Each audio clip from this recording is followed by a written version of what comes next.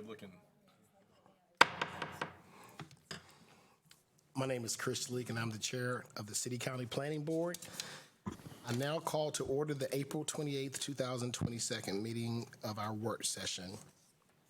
I will now turn it over to our planning director, Mr. Chris Murphy. Thank you, Mr. Chairman. Mr. Chairman, the first item we have on the agenda today is we're going to have a presentation of the Forsyth County Historic Resources Commission annual report. Presenting that report today will be Khaki Berry, who is the chair of the Forsyth County Historic Resources Commission, and she will present that 2021 annual report to the board, and you also have a copy of it at your place.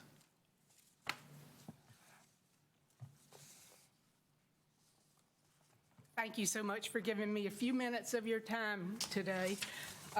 You have the annual report. Yes. And I just want to highlight some of the things that we did during the year for you. We had 4 historic marker unveilings last year, 2 in the city, Oak Crest and Renolda Park, 1 in the county, the Strobel Farm, and then the Peter and Comfort Clemens House in Clemens. So we were pleased with 4 unveilings. And we also, I might mention to you, we're going to have one Saturday for St. Philip's Church. If you can come, we'd love to have you for that. The HRC and the county commissioners reviewed the National Register nomination for the Elizabeth and Bowman Gray Jr. House, which is at 5909 Brookberry Farm Road. And it was listed on the National Register in 2021. The City Council designated the Twin City Motor Company building at 633 North Liberty Street, which is now known as Roar, as the newest local historic landmark for the city and the county.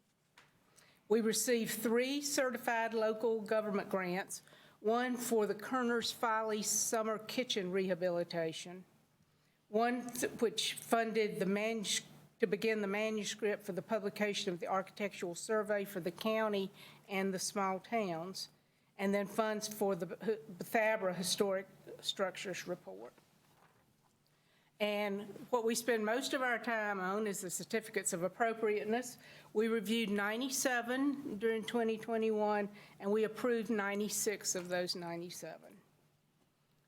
So I just want to thank you for your support, and thank you for providing us with a super fantastic staff to work with. They are very competent and efficient, and they make our job easy. Can I answer any questions for you? Ms. Berry, I do have a question. I had a citizen inquire, how are locations chosen for designation, historic designations and things like that? You mean for being like a landmark, yes. Landmark? Mm-hmm. There's an application that you fill out. Okay, is that online? And is that online now? You come up. Okay. So I told you, we've got smart staff. So preservation there's multiple types of designation. So okay. National Register, which Khaki meant, that's kind of your honor roll nationally, which you've seen, you've been someplace and seen in here. And that is done through the state office, so the State Historic Preservation Office, and you would need to contact them. Local landmarking is that designation where they do have to be reviewed, the building, but there's up to a 50% tax deferral. And they need to contact staff first, because we like to go over that process and what it takes, how long it takes, and it's a pretty in-depth application that they have to submit for that. So we're here, they can call us anytime, and we'd be more than happy to talk to them about that. Thank you. Anything else? I have a question. Okay. Maybe I can answer this one. Yeah, the historic Bethabara Park, the historic structure report, is this a report that's done on every so many year basis, or is this a report that we haven't had before? It's a report that hasn't been done before, so they've hired a consultant from Walter Robbs to do a historic structures report to basically look at what do the structures need going forward. Can we create an accessibility and a long-term maintenance plan so that they can do a better job taking care of them, because some of them have some deferred maintenance, but so this has not been done before. This is new. Okay. Thank you. Thank you. Any other questions I can't answer? Okay, thank you so much for your time. Welcome. Thank you. Thank you very much for your service. Mr. Chairman of the Board, the second item on the agenda today is a presentation of the Community Appearance Commission Annual Report, and we have the Chair of the Community Appearance Commission, Anton Musoff, who's here, who will present the Commission's 2021 Annual Report to the Board as well. Hello. So nice to be without and speaking without the mask. My name is Anton Musoff, and I'm the chair of the Community Appearance Committee. I'm a Russian Native American that had an honor to become a citizen at Old Salem naturalization ceremony in 2017, and I was invited as a keynote speaker the following year. I live in Winston for the last 16 years. I'm a realtor, and I love my city, and this is my home. This past year witnessed and continued effects of the ongoing COVID pandemic, which has left an incredible mark on our community. The Community Appearance Commission has largely been able to adapt its work to life during the pandemic, with all of the Commission's meetings this year being held virtually. Unfortunately, Community Roots Day was canceled for the second consecutive year due to safety concern related to the pandemic, holding this event during the pandemic. It is our hope that we are able to hold the Community Roots Day again this fall, 2022. The Commission was able to continue with one of its core responsibilities of reviewing and providing design input for publicly funded projects. In 2021, the Commission reviewed renovations for a school, recreation center, park, and proposed board storage building at Salem Lake Marina. The CEC is also looking forward to sponsoring and organizing the next biennial Community Appearance Award program in the spring of 2023. We appreciate the ongoing support of the City of Winston-Salem Council, Forsyth County Board of Commissioners, and the City County Planning Board. Thank you. We're hoping that 2022 will be a productive year for the CAC as it continues to work to improve the visual character and aesthetic quality of Winston-Salem and Forsyth County. We're very excited being completely returned to our in-person commissions meeting and activities. This year, we are very excited to partner with Creative Corridor Coalition. They are working hard and diligent to make our city beautiful, green, artful, and iconic. Some of the current and future projects include welcome signage for our city, Peter Oliver Cultural Site, Martin Luther King Drive streetscape, and more. As always, our members and I welcome suggestions for programs and potential partnerships that we can undertake to better serve the community. Thank you. Thank you. Any questions? All right, thank you very much. Thank you. I appreciate it.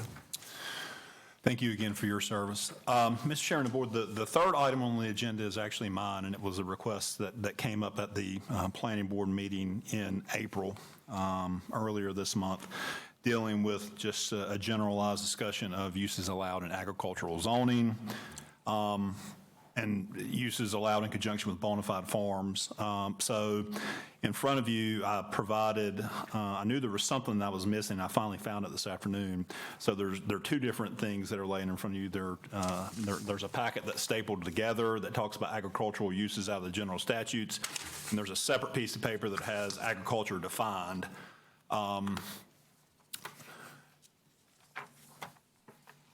Agriculture is one of those things, especially whenever you're looking at agritourism and kind of like the value-added provisions, that is, you kind of know it when you see it, but there's no easy way to define what is and isn't agritourism. If you read the definition on the package that's stapled together, agricultural uses, bona fide farming exempt from county regulations, it says county zoning regulations may not affect property use for bona fide farm purposes. And then, it kind of goes on to define what bona fide farm purposes are, but then it actually provides a separate definition under GS 106-581.1, which is the separate piece of paper that I provided you. But it goes on in here and it tells you how you qualify as a bona fide farm, and there are 4 different verifications that we have. And in the packet, it actually has something that we have on our website where we guide folks that think that they are a bona fide farm. They can provide one of those 4 pieces of information to us. And this is only applicable within the county jurisdiction, not within the city of Winston-Salem jurisdiction, because the bona fide farm provision is a county-only provision. And of course, that's a remnant from whenever the enabling legislation, you had the city and the county enabling legislation is a different part of the general statutes, but it's still a county-only provision. Anyway, you have how they can qualify, and then it's real clear whenever you are you're a dairy farm, you're a cattle farm, you're growing soybeans. I mean, it's clear when you're doing those activities, you're a farm, you're exempt from zoning regulations, building code regulations, all of those kind of things. Where it continues to become more and more gray is where those lines get blurred with kind of the value added provisions in the general statutes. And if I call yourself, I'll call attention to the second large paragraph on the stapled handout that I provided. About halfway down, it says, for purposes of this section, agritourism means any activity carried out on a farm or ranch that allows members of the general public for recreational, entertainment, or educational purposes to view or enjoy rural activities, including farming, ranching, historic, cultural, harvest-your-own activities, hunting, fishing, equestrian activities, or natural activities and attractions. And it goes on to say, a building or structure used for agritourism includes any building or structure used for public or private events, including but not limited to weddings, receptions, meetings, demonstrations of farm activities, meals, and other events that are taking place on the farm because of its farm or rural setting. So, you try to interpret that. Generally speaking, we try to fall on the spectrum of kind of the construction behind ordinances, and it's to be construed generally to the benefit of the person making the request. If there's not a specific prohibition, if there's not a specific, hey, how are you? If there's not a specific something that that would specifically prohibit something, then we try to have a broad construction. Now, with that being said, obviously there are limitations. And I'll actually get to one of those in a minute. Kind of even where it gets grayer is, let's say you have something that is on a bona fide farm. It clearly qualifies as a bona fide farm, and they're utilizing a structure that was built for farm activity for the event, such as a wedding, a reception, something like that. Everything about that is exempt from zoning regulation. If you take the same situation and you have a piece of property that qualifies for the bona fide farm exemption, and they choose to build an event center or wedding venue or something on that property, and it's not being built for farm purposes but for the value added provisions, they can do the activity on the site. But then the building has to go through the proper building and zoning permits and construction, inspections, et cetera. So again, there are lots of little nuances and things with this. As you can imagine, and these provisions that allowed the agritourism and kind of the value-added provisions of the statutes they were amended sometime in the mid-2010s. I can't remember the exact date. But as you can imagine, as those regulations were put forth and as folks kind of test the waters and kind of push the envelope, there have been some court cases that have come about. And actually on page 4 of this is a court case that this was put out by NC State University, but it dealt with something that, and the reason why I chose this is it's somewhat similar to the situation we had with the turkey shoot. It never got to that point, But one of the things that was argued in conjunction with our rewrite of the temporary use provisions is that they felt like that they were exempt from zoning regulations anyway because they had a bona fide farm, and they do, and they did. But in this case, it was a case out of Harnett County. They were having a shooting range on the farm, and they got sued by a neighbor, and I don't know if it was the actual county that got sued. I think it was the county that got sued. But essentially, you know, the North Carolina Superior Court and the Court of Appeals held that, you know, a shooting range in and of itself was not a bona fide farm activity. That was something that was being done on a bona fide farm, but it was not a bona fide farm activity. Now, you know, again, to further nuance that, perhaps if they had, you know, had someone on the site hunting, that could be construed as a bona fide farm activity if push comes to shove, because that's one of the things that is mentioned is that hunting is something that can be considered exempt. So again, there are lots of nuances. You know, I really just wanted to introduce this topic because it was a request that came out of the planning board meeting from last month, because we did have the special event center on Peace Haven Road. And of course, you know, if that property had been located a quarter mile further or half mile further to the south in the county zoning, they would not have to go through the rezoning process for the event center. So with that, you know, I kind of just wanted to introduce the topic and just we can have a discussion. If there are questions, I'll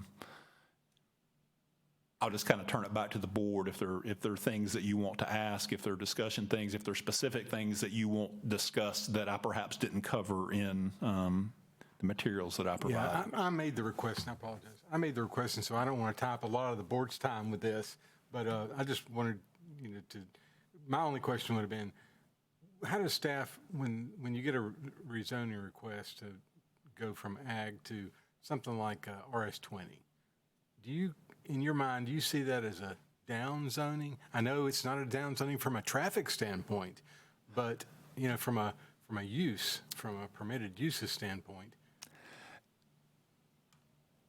No, and you know, and again, it's one of those things that you know, it's kind of hard to nuance. You know, whenever you're going from ag to, you know, like RS20 or RS9, I mean, you're either doubling or quadrupling, depending on the district, the density of housing allowed. Now, you know, just because you know, if you're out in the county, and again, I'm going to concentrate on the county since that's a bona fide farm activity exemption is for county zoning. You don't have to have ag zoning to be ag exempt. If you have RS9 zoning, but you are in the county and you qualify under one of those four provisions, you don't have to have ag zoning to qualify under the exemption. So if you're in the county and you're requesting a rezoning from ag to general use RS9, you're intensifying your ability to, in the future, perhaps do a subdivision, but you would not be limiting your ability to do agritourism on your property in the interim. Okay, that answers it. Thank you. Just a quick question. Is there, I didn't see in any of this offhand, is there an acreage limit, minimum acreage required? There isn't, as far as what our ordinance says, and I don't believe there's a limit in the general statute. There are some limits related to voluntary ag districts. There are some limits related to, you know, perhaps some of the tax exemptions through the present use value through your local tax office. There used to be, and I don't know whether it was in the statute at one point and it got removed. Every place I had ever been that I've ever worked that had a county component to it used to have a 3-acre minimum. But again, that's not been in the statutes at least for 20 years, but it was always in everyone's ordinance that had this minimum 3-acre threshold. So I'm not sure where that came from, but it is not a statutory requirement for a minimum acreage. That's what I was, because I've heard a 5-year minimum. I don't know if that was referring to taxes the tax provision, if that's going to be separate, but if it's not in the general statutes, how could it be different? Yeah, well, like, there are some, like, if you look at the farm, it says a farm sales tax exempt certificate issued by the Department of Revenue, a copy of the property tax listing showing is eligible for the present use value program. Mr. Murphy, I'm sorry, where are you reading from? I'm sorry, on page 1 of what's stapled together. Okay. And it's also, you can find it on page 3, because this is what we hand out to folks for farm use verification. But that actually provides the reference to how you qualify as a bona fide farm. The other two are a copy of the farm owner's operator's Schedule F from the owner's federal tax income return, and then being a forestry management program and have a forestry management plan. So those are the 4 ways you qualify. Now, in order, there could be provisions related to the North Carolina Department of Revenue as far as the number of years of tax receipts you have to be able to get that number. But if you provide us one of those 4 things, then you are a bona fide farm. I had the same question. It seems like there possibly should be a minimum added on to this. Because initially I was thinking when you were giving the RS9 example, I was like, so I could have a RS9 lot in the county and call myself a farm. But we do need do you need 2 of the 4? Just one. Just one of the 4. But again, just keep in mind, one of the reasons why I've never understood the 3-acre provision is our ordinance can't be more restrictive than the state enabling legislation. If the state enabling legislation says you're exempt from zoning if you meet one of these 4 criteria, then we can't have another qualifier. So even though it may make sense that we would want to have a minimum acreage threshold, since they're exempt, if they meet one of these 4 things, we couldn't do that. Now, one question I didn't read all the fine print yet, but you said hunting is a bona fide activity. So, but what limitations would you have on an ag space for someone who wants to do hunting? Like, I'm thinking like size and, distance to neighboring buildings and things like that. Well, again, you still would have the provisions in the county code dealing with discharge of firearms adjacent to occupied structures, the same as you had for the timber use of the turkey shoot.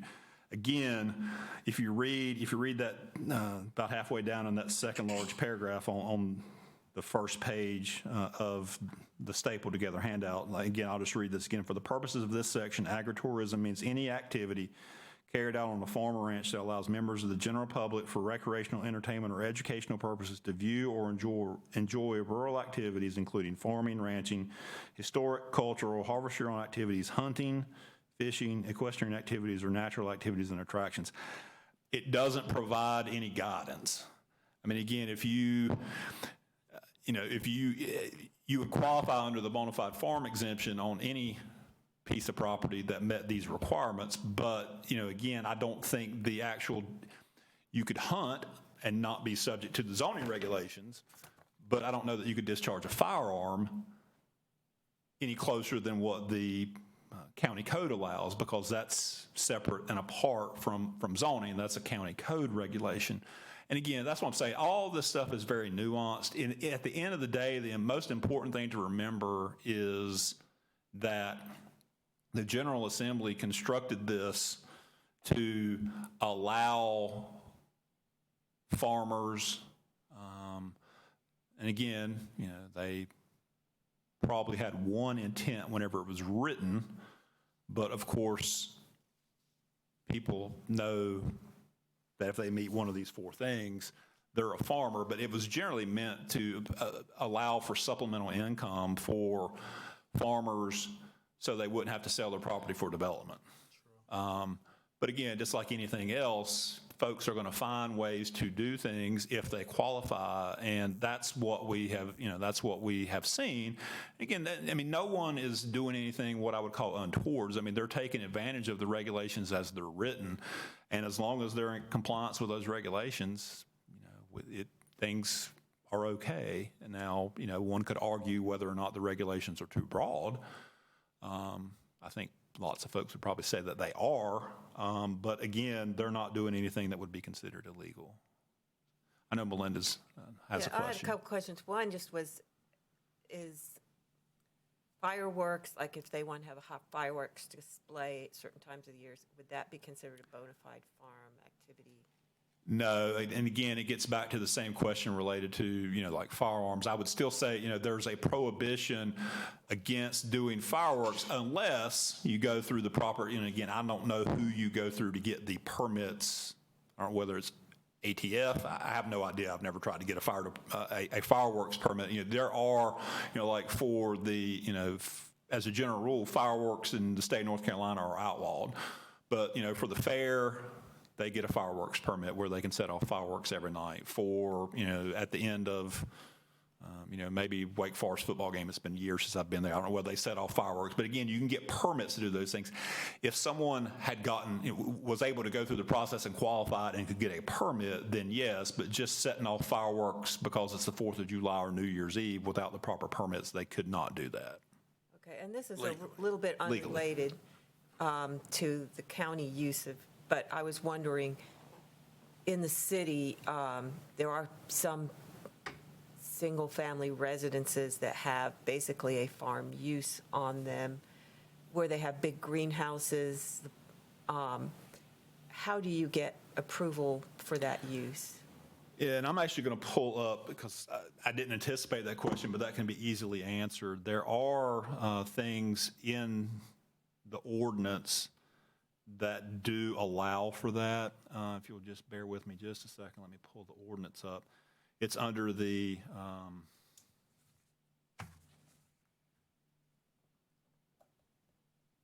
let me scroll to it and I'll go.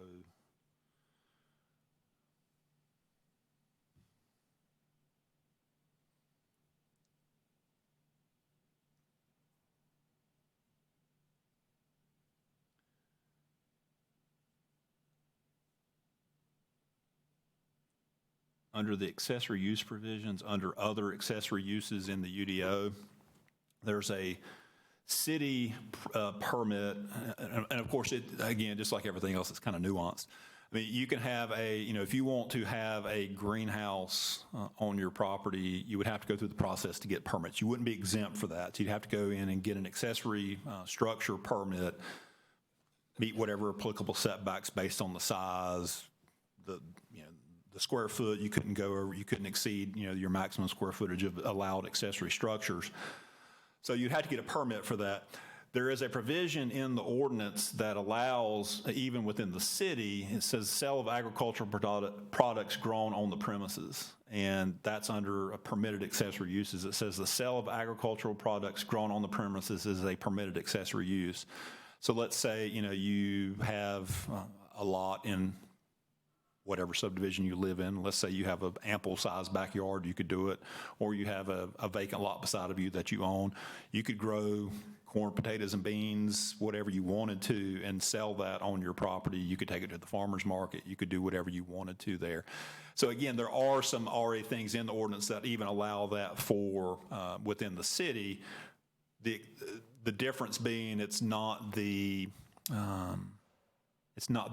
ag exemption, so you'd have to get the permits, you would have to meet the requirements in the ordinance, but that's permitted. All right, thanks. Are there any additional questions or comments? I'll just say here for fresh strawberries. Pick your own or go buy a flat, either one, right? All right, if there are no further questions on that item, we can move into what I would probably call the marquee item of the day. And with that, I'm going to, after I introduce it, I'll turn it over to Amy. For those who are, Kirk is on his way back. He had to present to something at the chamber that should be wrapping up around 5, so hopefully he'll be coming in as well. But item number 4 is just kind of an update and kind of an overview of the next steps in our comprehensive plan. For those that don't know, our comprehensive plan, we have landed on a name, and it will be called Forward 2045.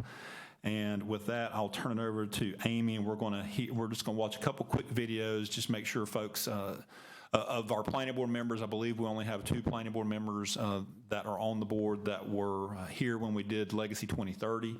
So just want to give a quick overview of kind of what comp plans are, and then Amy's going to give a presentation where we can kind of let folks know what we have done up to date, and then kind of what our next steps will be. So with that, I'll turn it over to Amy. All right. Good afternoon, everyone. Good We're going to start with the first video. It is just shy of 10 minutes, so. From Gokche Capital. Now before I begin, be sure to click subscribe and turn on the notification bell. Major Pierre Charles L'Enfant was a visionary, one of the most influential architects and planners in the newly formed United States, highly sought after by the most powerful men in the country. That was until he lost perhaps the greatest architectural commission in the history of the country. But more on that later. For first, we are going to cover everything you need to know about a jurisdiction's comprehensive plan and why it is important to you as a landowner or buyer. Number 1, a comprehensive plan, also called a general plan, master plan, or land use plan, is a document designed to guide the future actions of a community as it grows. It explains a future vision with long-term goals and objectives for all activities that affect the local government. As such, a comprehensive plan is developed by a local unit of government, whether that's your city, town, or county. Number 2, a comprehensive plan serves a number of functions. It provides continuity to the community over time. It also balances the competing interests of various residents and businesses. It protects investments by, say, making sure a newly installed sewer line is not torn up 10 years later when the government decides to create a new public building over the same location. It plans development in a way that protects valued resources. This is another way of saying it balances the goal of growth and development with the protection of things that are important to the community, such as open space. It promotes economic development primarily by creating plans for new construction, expansion, and growth, and it allows citizens to express a collective vision of their community. Number 3, master planning has a long history in the United States and has been around since the earliest days of the country, which brings us back to Major Pierre Charles L'Enfant. In September 1789, the Major had written to Washington offering his services for the master plan of the new federal capital, an offer that Washington accepted a year later. And L'Enfant embarked on an ambitious plan to transform a sleepy section of swampland into a magnificent new capital, creating one of the first and most famous examples of a city master plan. Shown here is that plan for Washington, D.C. But then L'Enfant tore down the home of his boss's nephew and ruined everything. Although we'll get to that at the end of this video. For now, we have a few more things you should know about comprehensive plans. Number 4, a comprehensive plan will generally have 6 basic characteristics. It's comprehensive, thus the name, which is another way of saying it is complete. It is long-term, usually having a vision that is at least 10 to 20 years out. It's general, so it encompasses the entire community. It is focused primarily on physical development. If we think back to L'Enfant's plan for DC, that was primarily about developing buildings. So in this way, the comprehensive plan ultimately relates to physical design proposals. Number 5, every jurisdiction has a slightly different comprehensive planning process, but there are some overarching guidelines that most areas will follow. First, there should only be one official comprehensive plan at a time. The comprehensive plan should also be formally adopted by the legislative body. There should be a period of public debate prior to the plan's adoption. In a similar vein, the plan should be easily understandable and available to the public. Number 6. Again, every jurisdiction has a slightly different process for creating a comprehensive plan, but at a high level, the planning process looks something like this. The local government will create a committee that is in charge of overseeing the creation or amendment of the comprehensive plan. This committee will then go about collecting data on the existing conditions of the town or county. This data is analyzed and goals and recommendations are created based on what the data shows. So for example, if the data shows that the housing stock is not keeping up with demand, then the comprehensive plan will likely have a large section about how to increase the number of housing units available. After goals and recommendations are created, the committee will oversee a series of forums, meetings, and surveys designed to engage the public and get citizen feedback, at which point this feedback is incorporated and the final plan is created. Number 7. And the final plan usually has at least the following components: a section on land use intentions in the jurisdiction, a plan to meet the community's housing needs, a plan for how people and goods will be appropriately moved around the town, or put more plainly, this is the section that deals with roads and public transportation, a plan for expansion and improvement of public infrastructure, facilities, and utilities, a discussion on both the short and long-term implementation strategies, and a plan for the protection of natural and historic resources. Number 8. Now, despite what you may think, having heard of how much goes into the creation of a comprehensive plan, in most areas, a comprehensive plan is not actually legally binding. To be implemented, the goals in the comprehensive plan have to be incorporated into a community's ordinances. For example, the zoning ordinance or capital improvement plan. And one of the most important things to understand about comprehensive or master plans is that they are not the same as the zoning ordinance.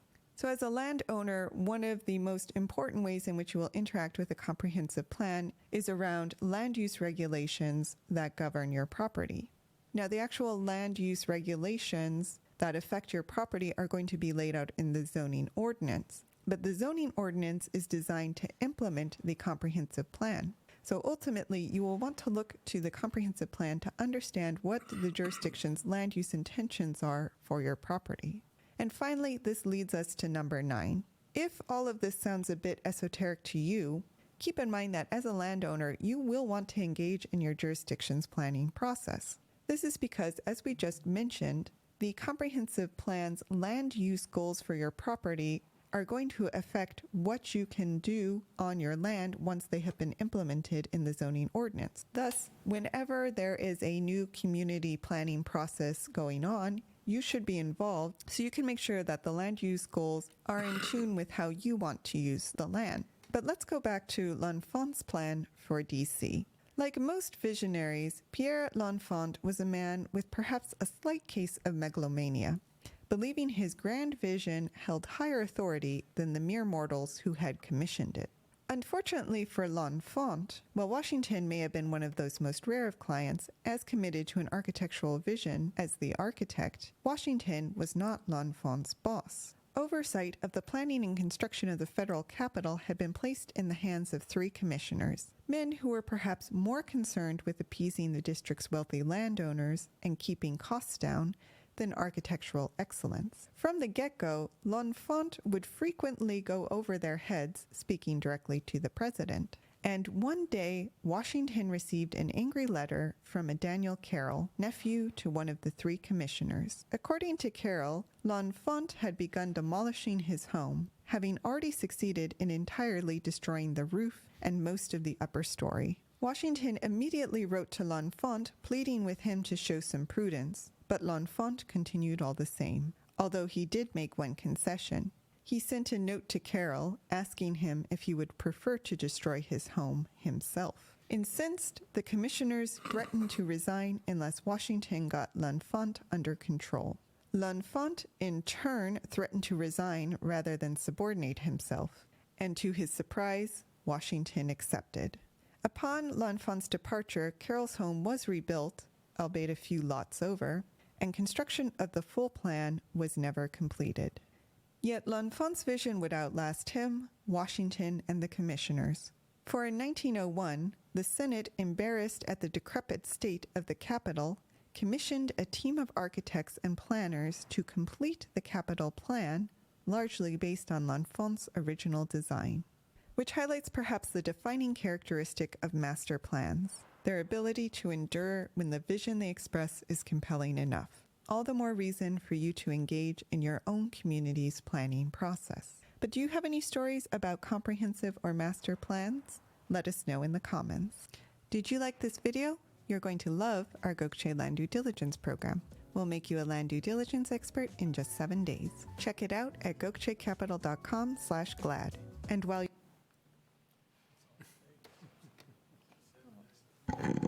All right.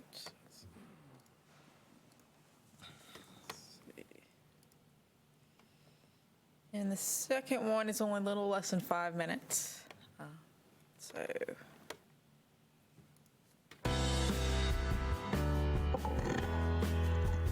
A comprehensive plan is a tool that many cities use to establish a high-level vision to guide policy decisions. Let me see if I can get this to be a little bit more.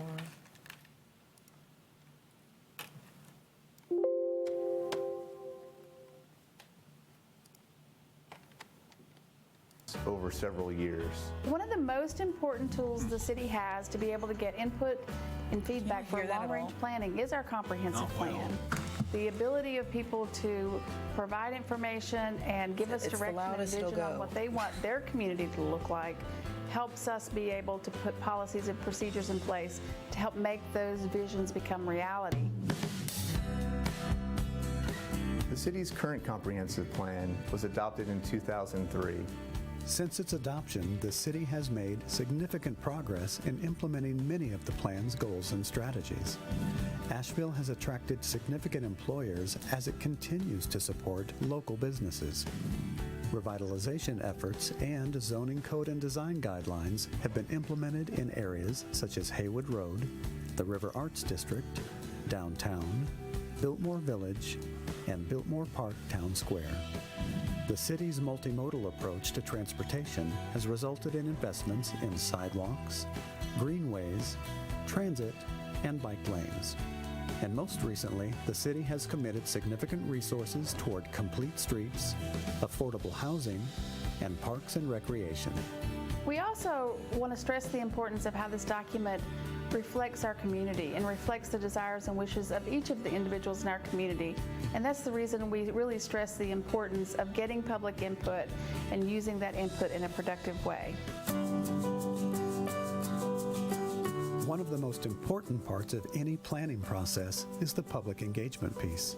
And to that end, the city has tried to utilize various techniques for public engagement. The plan has been shaped through many avenues of input and outreach with stakeholders and the public in order to consider a diversity of voices in Asheville. Numerous opportunities were provided to engage the community and gather input, including traditional methods such as a public survey, topical focus groups, large public workshops, and small-scale neighborhood meetings. More non-traditional methods included keypad polling, whiteboard outreach, and intimate conversations with school, church, and senior groups. Community engagement also included the input of over 13,000 residents through the Neighborhood Plan on a Page process. One of the most exciting things to me was the Plan on a Page, and this was an idea that came out of the Historic Preservation Plan. And Plan on a Page is a tool for the neighborhoods to come together in order to organize their thoughts for input into the comprehensive plan. So we were really excited that 31 neighborhoods participated in the Plan on a Page process, and we have taken that information and created a spreadsheet so that we could analyze the information at a glance. We intend to use the Plans on a Page to inform the goals and strategies in the comprehensive plan, but bring the citywide strategies down to a more local level. Since 2003, Asheville continues to grow and change. It's an important time for the city to update its comprehensive plan as the community has identified a number of issues that are important to them. It's our opportunity as a public servant to be able to hear from people on what their vision is for the community and what they want to see the community look like over the next 30 years. We need you to participate in this plan so that we make sure we capture that within this document and we can create action items so that we can carry out the desire and the goals that our citizens have for our community. The plan will be organized around 6 main themes, which are based on best practices for creating sustainable places. These themes are a livable built environment, harmony with the natural environment, a resilient economy, interwoven equity, a healthy community, and responsible regionalism. So I hope the information we've provided in this video will help you understand how this information will be used and why it's so important to our community. We have the opportunity to set the tone, to create policies and procedures so that people can really influence those decisions in the direction of the city.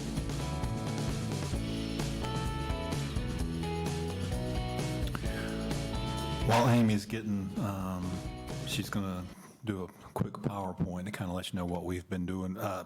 We'll send both of these videos out via email. I know that one, I think probably you could get the gist of it, but I know it was hard to hear. So we'll send both of those out. You can, if you want to, you can review later. And with that, I'll turn it back over to Amy, who will kind of go over what we've been doing. So as Chris mentioned, we sort of had a start and stop process with everything that's going on. We sort of kicked off about this time last January, looking at the comp plan, and then obviously COVID picked back up again, and also with the departure of Aaron and Chris coming on board formally as director, we sort of held back until that was done, and then we've come back again, starting to look back at the comprehensive plan and kickstart it as well. So what we did about this time last year is what we did as a literature review. So we essentially looked at a bunch of comprehensive plans across the country that have been recently adopted, and we had all staff members participate, and so they had to choose one predetermined either national, state, or local example, and then they had a choice to do one of their own event in community, with the only caveat being it had to be adopted between 2017 and 2020, so it had to be fairly recent.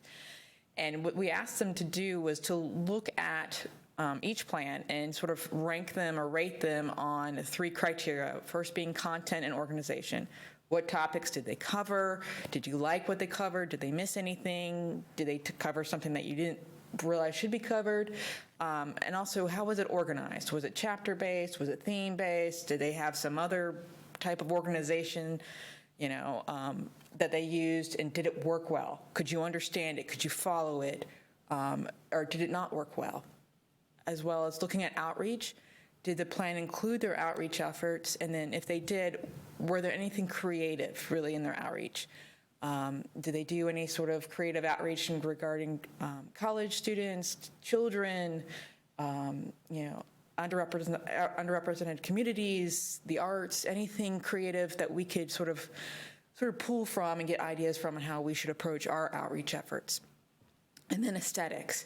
What did the plan look like? Did you like the way it looked? Did you like the fonts that were used, the way they used color? Did you like their mapping techniques? The way they use graphics? Were their graphics really meaningful and helpful to understand the content, or were they just sort of fillers? All of that. Was it vibrant? Did it have good pictures? All of those things that go into aesthetics to sort of bring the audience in. So we had folks basically take a Tuesday, and they presented this information to the entire staff. And so here's the map, and this shows all of the communities that we were predetermined, that both myself, Kirk, and Aaron at the time sort of selected these communities. And these are the ones that the staff chose on their own. And so this is just them together. So you can sort of get an idea that they are arranged basically across the country. And for folks who just want to see the list, you can see the state selected ones. Those are our 6 states, communities that we typically look at as our peer communities within the state. Looking regionally, also, we usually always look at Greenville and Chattanooga, Richmond as sort of our peers on a regional basis. And then on the national level, we looked at communities such as Portland, which are known for their planning efforts. We looked at Minneapolis because it had a really interesting approach to housing and some of their housing needs. And then also we looked at some of the Daniel Burnham Award winners over the past several years, so the national award-winning plans. And these are the communities that staff selected on their own, and there was a broad range as to reasons why these were chosen. Either this is, areas that we're from, areas that they visited, communities that they were interested in, communities that were in the news at the time, so they wanted to see what they were saying, or simply they just did a Google search of 2018 comprehensive plans and one popped up and they went with it. So it was a really broad range of different types of plans there. And so what we learned, 3 main points that we learned was, first and foremost, we do not want to have a massive document. As an example, Minneapolis's plan is 1,200 pages long. 800 of it is the appendix, but that's still a 400-page document, which is way, way too much. So we were aiming for about a 100-page document. And this is absolutely doable. Denver's is only like 78 or something like that pages, so it is absolutely doable to do a document of that length. To use good, vibrant colors with good graphics and good pictures, really bringing people in, one, to catch the eye and to almost use it as a marketing tool, but also to look at it as a way to navigate the plan. A lot of communities use color as a way to say, you know, if you're looking at a chapter with pink headings, you're talking about economic development. If you're looking at green, it's sustainability. So you can kind of navigate through the plan and where you are in the plan.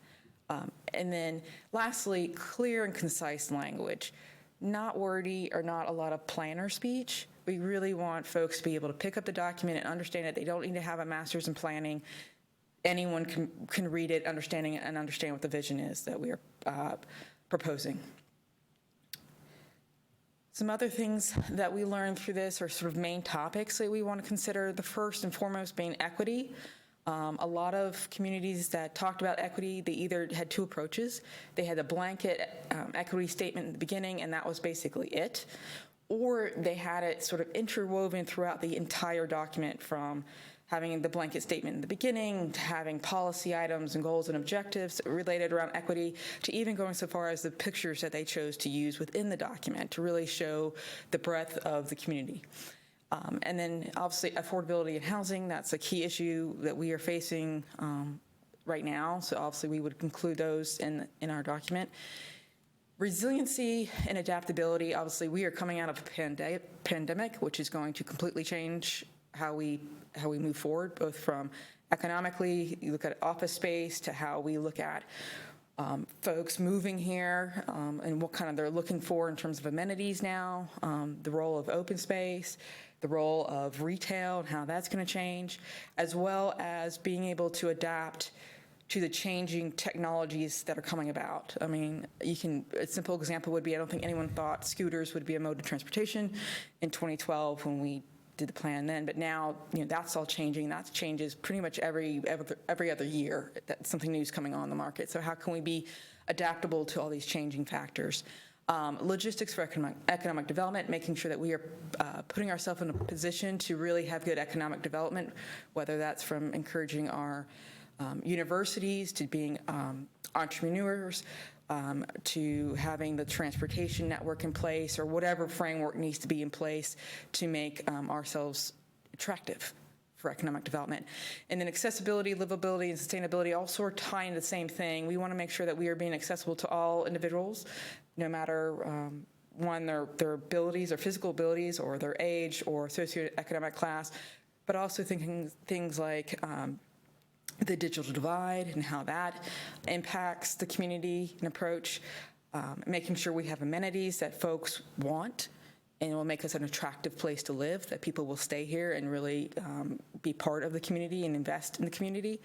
Also, sustainability, climate change, we have to deal with that and the ramifications of that. Tourism was one that came up a bunch, and really looking at how can we position ourselves to be a destination and how can we build off that. And then looking at our current history, we focus a lot on the Moravians and R.J. Reynolds and all that. There's a lot of history out there talked about that, but we don't really focus on the post-World War II history.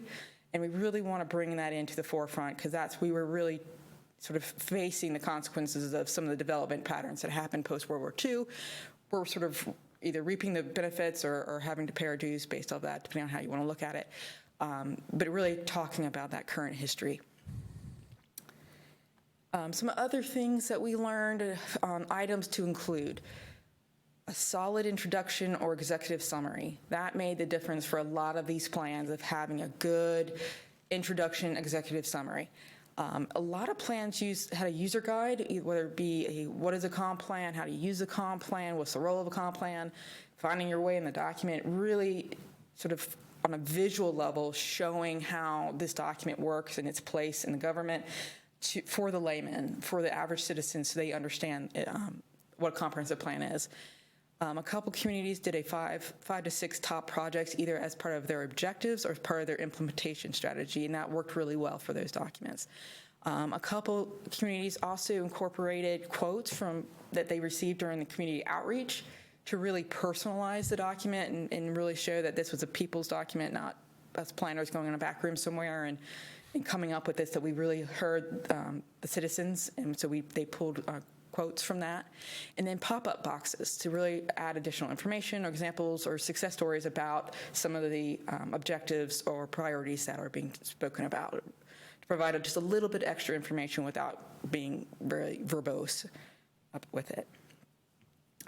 And Chris sort of took my thunder. Again, the name is Forward 2045. Great name, by the way. And how did we come up with this name? So we asked staff for their suggestions, and we got about over 50 name suggestions, just ran the gamut of different types of words. And then we had staff rank those to determine a top 10. And then we consulted with Marketing and Communications Department to say, do you have any thoughts on these? Did we miss anything that would really work? And they liked Forward because it's an action. We're moving forward. So they really like that.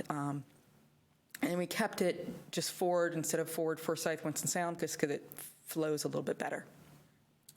Amy, were there some really bad ones that you could share with us? Some giggles here and some levity? I don't know if we had any really bad ones, but you could definitely tell folks basically just went with the source and was like, here's every word that means this and all the other ones. And so there was some of them that, I don't think any of them were really I don't think any of them were bad, but there were some that were long.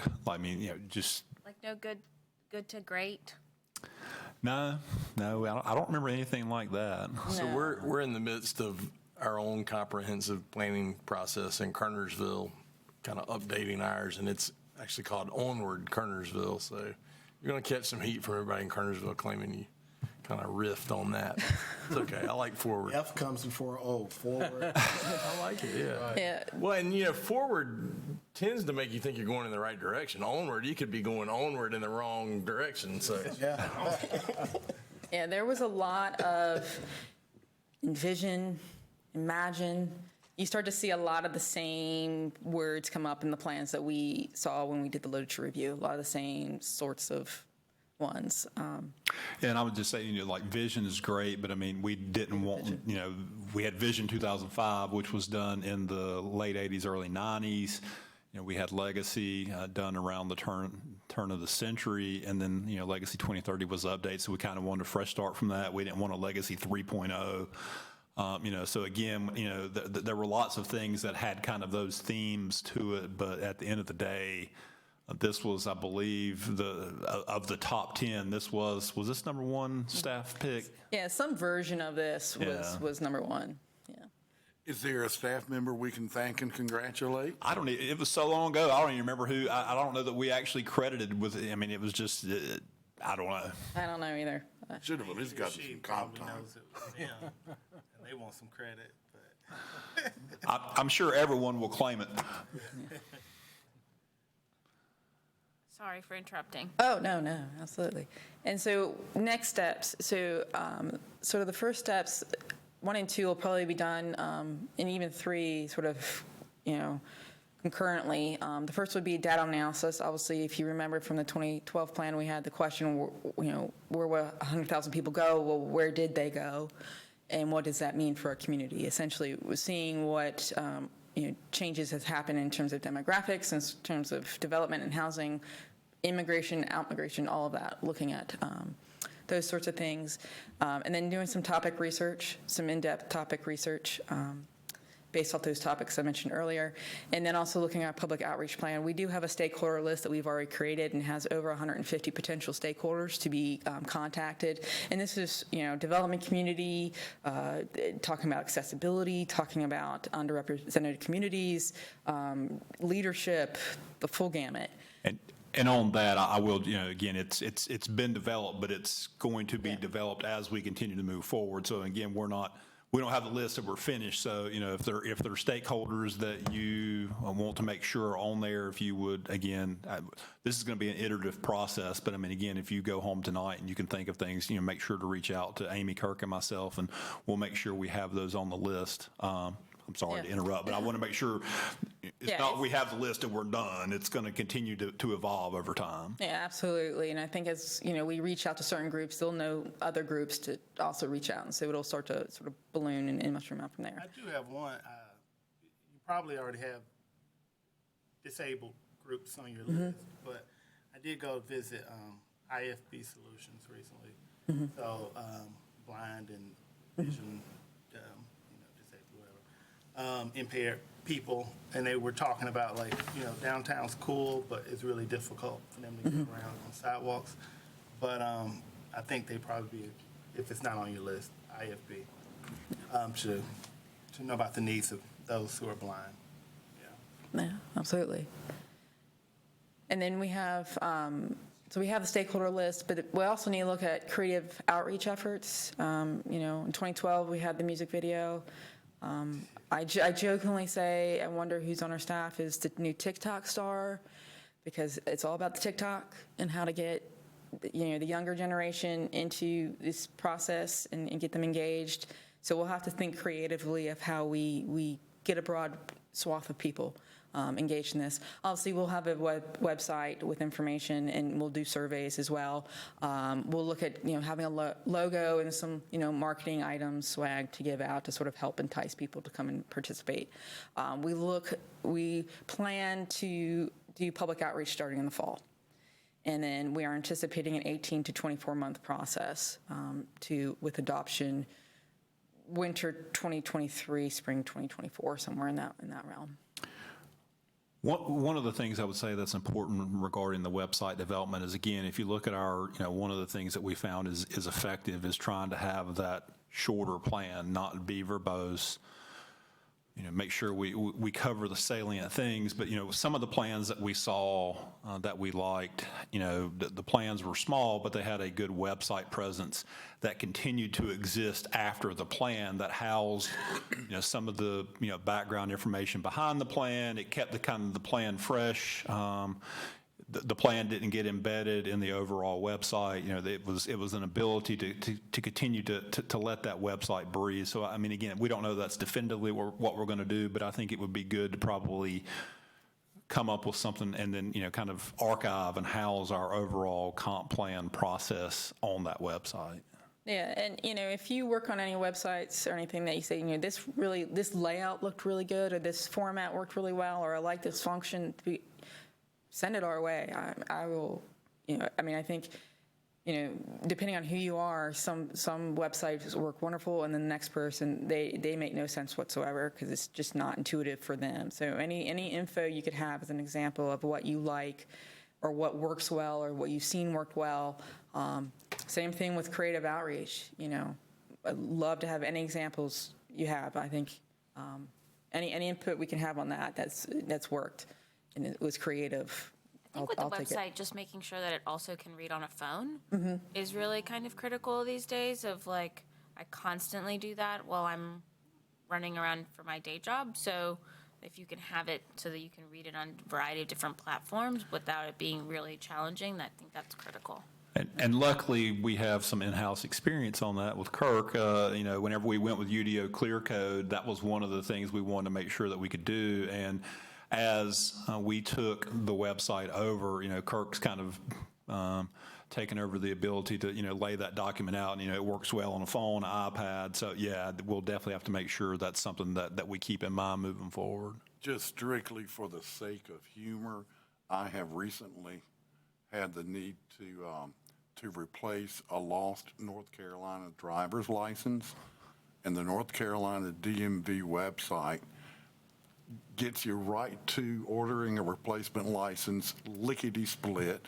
You enter your personal information, and then the first qualifying question is, enter your license number. Well, you don't know yours by heart, I do. Likewise. So, I mean, it's way down the road, but the comment, and maybe there's a way to integrate this in the website too, but the comment about the actual plan using color coding, I think is fantastic. I mean, I had never really thought about that, but when you think about things like that you review that tie a color to a particular topic or whatever, it does make it easier when you're flipping back through it. Unless you're colorblind. Well, yeah, I was going to say right here. Yeah, So I mean, I guess there's. So find a backup. So maybe some icons that go with the colors, you know, like a tree for environmental stuff that's green. Amy, I have a question about the public outreach. If I recall from Legacy 2001, there was a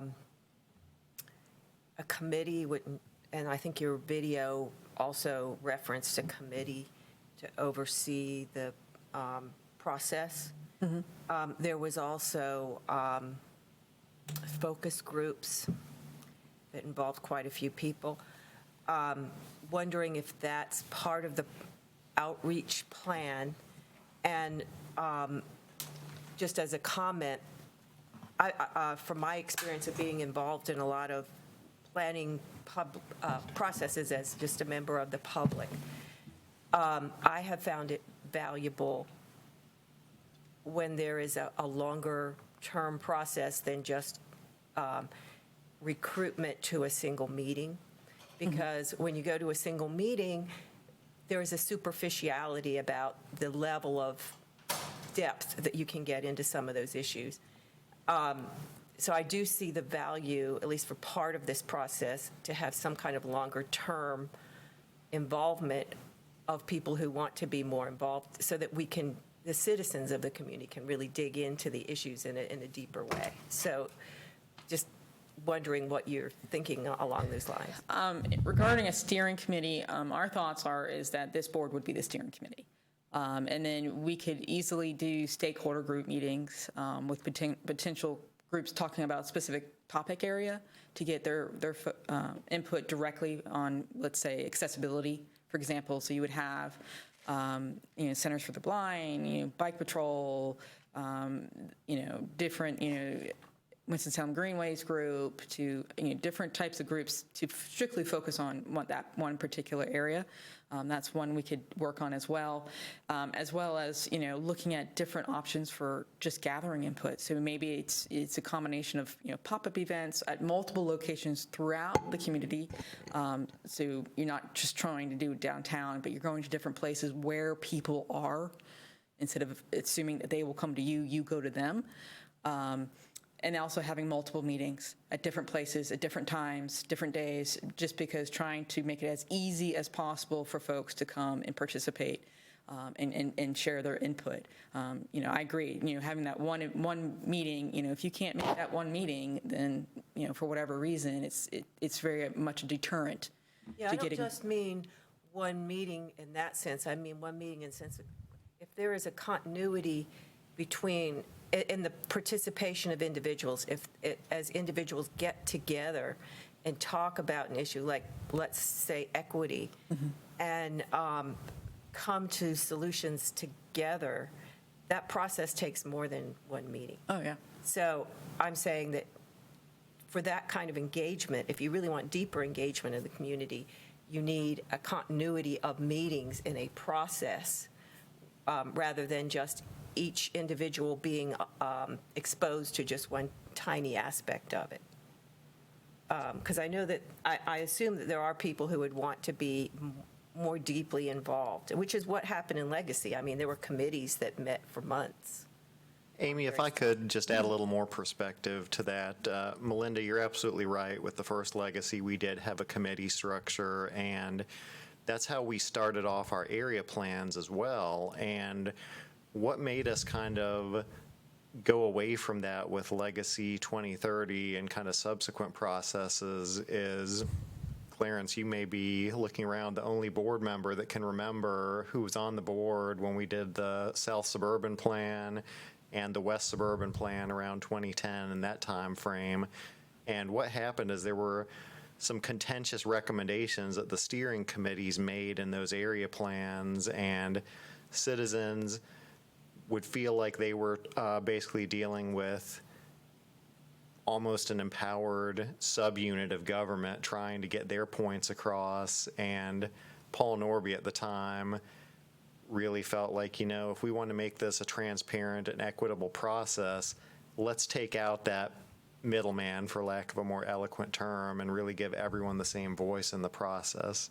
Now, that being said, I think, as Amy said, the planning board as a whole could be the steering committee, or you all as a board could kind of set up a steering committee that might meet with staff on a semi-regular basis to keep tabs on the plan.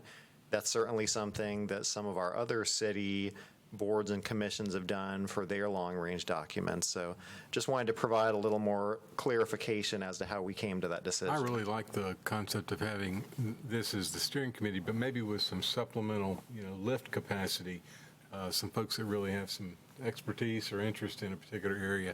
But I do think that this is so important. I'm so happy we got away from legacy, and hey, I like legacy, that's great. But we've had, if you read the newspaper, we have had at least $500 million of what I would call foreign capital, non-triad based capital coming to this area in this past 18 months. And that is truly a game changer with respect to, what can happen in this area and in this forward thing. I mean, I think, looking to the future and really, well, anyway, there's two different topics, but I think it'll take a lot of extra time for this board. I think this is really an important piece of work that we'd be doing. So I think that if we are the steering committee, I think that we all need to be prepared for some supplemental meetings, some additional meetings. Yeah. I would hope it's also of additional value to note that the actual calendar date of 2045 doesn't mean that upon the adoption of the comprehensive plan in 2023, that it doesn't undergo regular, annual, or with some frequency updates. It's a fluid living document, just like the city itself is. And I think that's one of the greatest messages to communicate to everyone, because surely someone's going to move to Winston-Salem that's really interested the week this thing is supposed to be adopted and feel left out, and they should not. But you've got to go on with your process. So I think it'll be great for us to be sure to emphasize the living nature of this. And Jack, if I could, you bring up a great point that, again, I think this board recognizes this, but that's always been our philosophy, is to use the tools like our corridor plans and interchange plans and area plans. These are the things where we can keep fleshing out those policies, and we have plenty of those documents that contradict things that were said in legacy or the legacy update. So I just wanted to echo that staff is 100% behind that philosophy. And if I can just respond to what you said about the committee process, I still feel that there needs to be a deeper level of public involvement. I don't see it happening if we have individual meetings that people just go to once and write something down on a note, stick it down there, and then you have a bunch of comments. You don't really know what to do with that.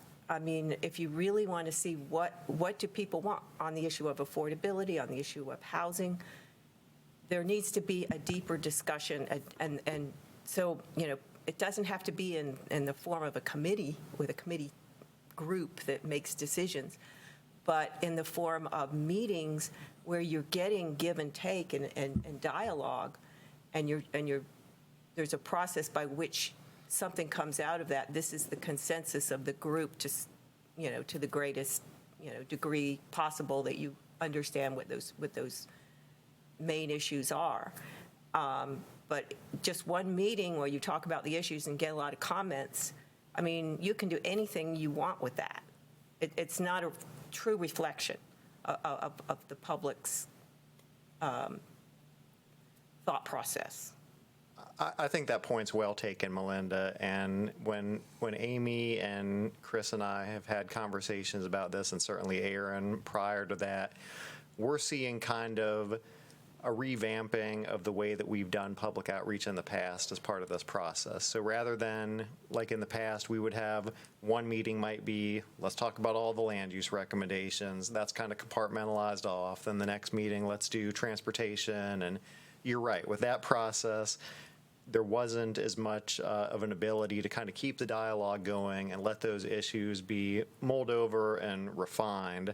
When some of the communities that Amy kind of profiled for you, we saw that given the breadth and depth of outreach tools that they've used, things such as, websites where you can leave comments in public and pop-up events and surveys and all these different tools, we're going to want to be approaching these problems at different times with different groups and kind of making the results of those feedback gathering missions public. And if that makes any sense, is rather than kind of doing this on everything's cordoned off and check that box, let's move on to the next issue, check that box. It's going to be more fluid and iterative, as Chris was also alluding to. And if I could just elaborate, I mean, again, we're in the infancy of this. I think this, I know a couple folks have already left, and I believe that some other folks need to leave here shortly.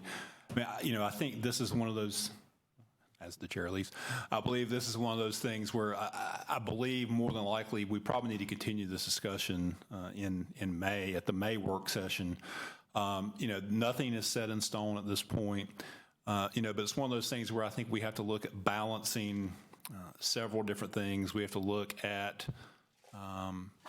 trying to kind of thread that needle as far as, trying to find what's best for the overall community through whatever process we choose. But we also have to, look at our internal work program and the capacity that a comp plan and working on that draws down from our staff. It's kind of an all hands on deck approach. So, our work program that we're also going to bring to you, I believe a draft at your May work session, is a little light on new projects just because of the things we're doing, we're going to be doing for the comp plan over the next year. So, I think there's some good points here. I think there's some things that we can go back and perhaps do a little additional research before we come back in May, as far as some things we can bring forward. But I did just want to let you know, I mean, again, nothing at this point is set in stone. Just these are some of our thoughts and some of our overarching themes that we've kind of found and some of the goals that we want to achieve, but we haven't come up with how we're going to do anything at this point. Yeah. And I'll just add as well, one of the things, at least for me, that I want to incorporate is being able to have some flexibility, as we move through the process. If you can take a step back and say, we're not getting input from this area of town or this segment of the population or what have you, then we can switch our approach and do some different targeted approaches to try to make sure that we are getting input from whichever group that may be that we feel like we're not, so that we can build in some flexibility and some fluidity in how we approach it. So if we have to sort of take a step back, reapproach, try some new method to try to get that input, to make sure we are getting a broad spectrum of input from everyone, and they are really fleshing out those details, and so that people do feel like they contributed to the plan and that their voice has been heard. I did want to just add real quickly, so I don't forget before May. I understand what Melinda's saying. So something that comes to mind for me would be that, so you have your meetings, and then, if everybody's signed in and whatnot, maybe there's a bounce out emails like afterwards. If you have continuous thoughts or you've mulled it over, please share them through the website or, something like that. Or even it could be a casual type of thing, like meet at a coffee house to discuss it more with your neighbors, you know, and maybe that allows people the opportunity to talk it out with others, and, you know, something that's not like overly, you know, work for you all, but maybe just one or two planners are there and can kind of just have discussion with people so people feel comfortable. Also, because I understand what you say, you don't want people to feel like we are the committee, this is our plan, where versus it is everybody's plan. It kind of allows people to be comfortable, to feel like they have been heard. There's different ways, like you're saying, you know, in the iterative, and you can change it as it goes, but maybe some things to think about.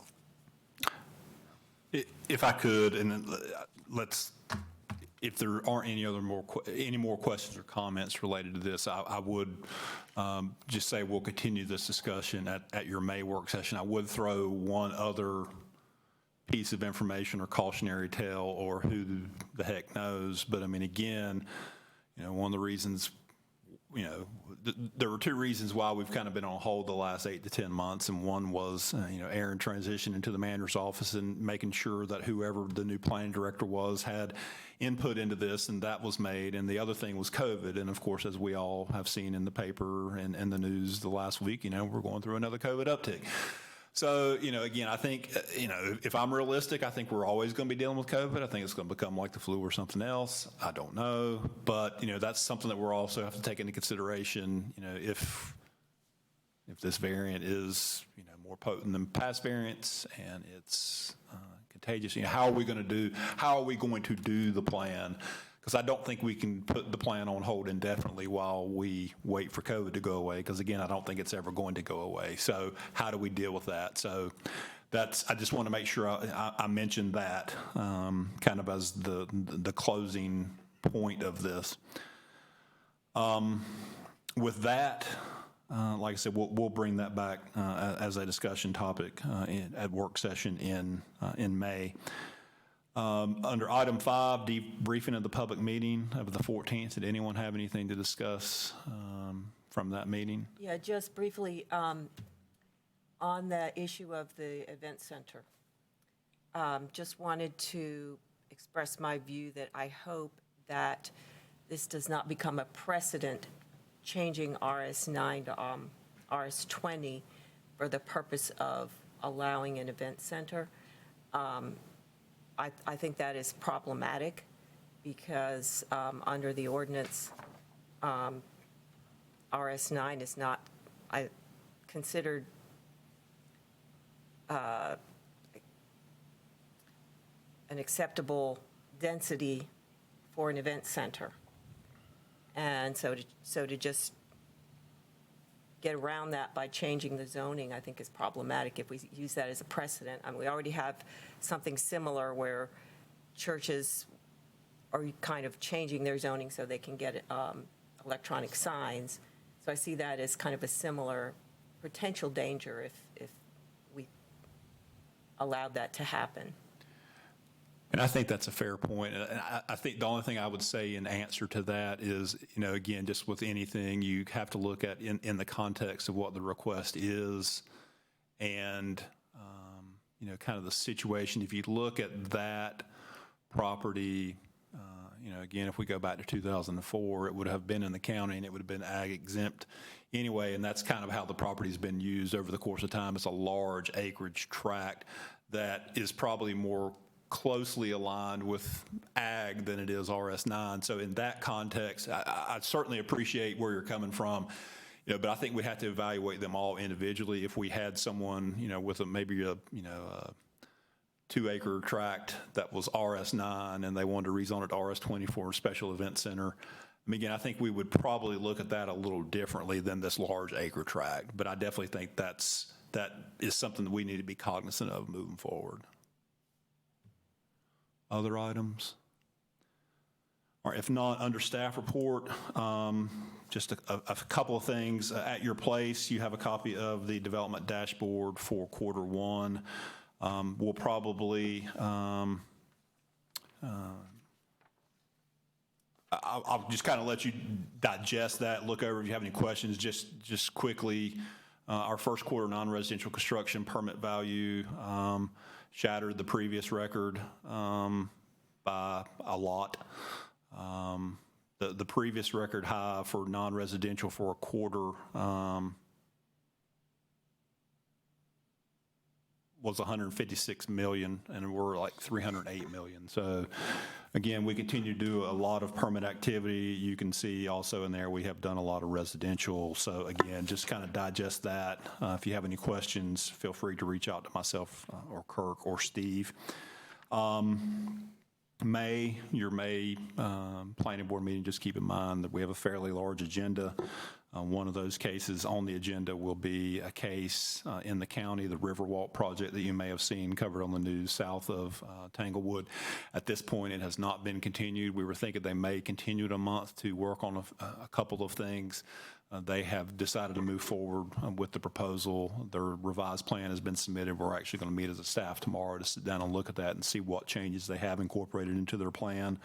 But again, so I imagine that will have heavy public citizen interest. So I imagine there'll be a number of folks here for that public hearing. The other items, I don't know of a lot of anything else that's controversial, but I do believe there are at least 8 to 10, maybe 12 items on the agenda. So prepare May to be a little long. As the HRC chair mentioned earlier, don't forget we do have a marker unveiling for the St. Phillips at 3 o'clock on Saturday, and the location is actually over in Winston-Salem in front of Carolina University, because that's the location of where the original St. Phillips congregation met. And then I've already mentioned for work session in May, again, we'll have a continuation of this comp plan discussion so we can have a little more discussion about, structure and how we'd like things done.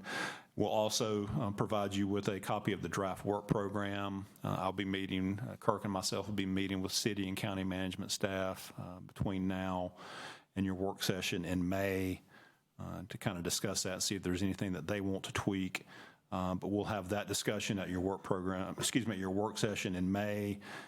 Typically, if there aren't any changes that you would like to see, sometimes you adopt it then, sometimes you want to digest it and come back and adopt it at either your June public hearing meeting or the June work session. So again, we can kind of be fluid there, but that's kind of what's coming up as far as on work session, and that's all I have as far as staff report. Kirk, Amy, do y'all have anything? I don't have anything to add except that we will make sure we send you the work program in advance of the meeting. So if there's any questions you all have individually that you think the rest of the group may not be as interested in, don't hesitate to reach out to me and I'll be glad to get you more information. Okay, anything else for the good of the order? And I would just like to ask if we should expect to be seeing at some point in time any proposed ordinance changes in response to the recent fire and the storage of chemicals? That's a good question. There hasn't been any specific recommendation to come out of the Winston Weaver subcommittee, which actually is the Public Works Committee. Staff did present to that committee earlier this month as far as what our findings are with our current ordinance, some of the research we had done to our peer communities in North Carolina, and then looking at some large fertilizer operations out in the West and Midwest. The committee is going to be hearing from August Vernon with Emergency Management and from Minor Burnett with Forsyth County Environmental Health at their work session in May. And then in their work session in June, we're going to be taking back to them some potential language that, if they so desire, would ask us to draft. And yes, you would eventually see that more than likely sometime this summer into the fall. The one thing that we cautioned the committee on and that we discussed as a staff when we met, we discussed it with Aaron earlier this week is, obviously with Winston Weaver, that plant was built in 1939 and was developed under probably no building code and no fire code. And so there weren't really any building code regulations that had fire prevention measures. There were no fire and building code regulations that dealt with how the chemical was stored, the quantities of material stored, and those kind of things. So as we're preparing a potential ordinance, it's important for us to try to balance land use considerations with building and fire code regulations that may also allay some of those concerns and some of those risks. In other words, they had over 600 tons of ammonium nitrate on that site, just out there in open storage, in rail cars. Under today's regulations, I don't know that they would be able to do that. I don't know if there would be limitations on the amount of materials that could be stored at any one time under fire code regulations. Those are some of the things we're trying to find out. Certainly, whether it's 200 tons or 600 tons, that's still a very dangerous situation. So, I would imagine that any potential land use regulations we would come up with would have some minimum acreages, some enhanced setbacks from property lines, perhaps some distance separations from RS and RM zoning, and some of those things. So, just kind of be on the lookout, but I would not anticipate anything coming to this board until sometime this summer. And of course, we would bring that to you at a work session to get input before we bring it to a public hearing. So just kind of stay tuned.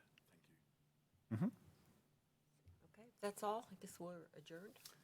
All right. Thank you all very much. Very much, Melinda.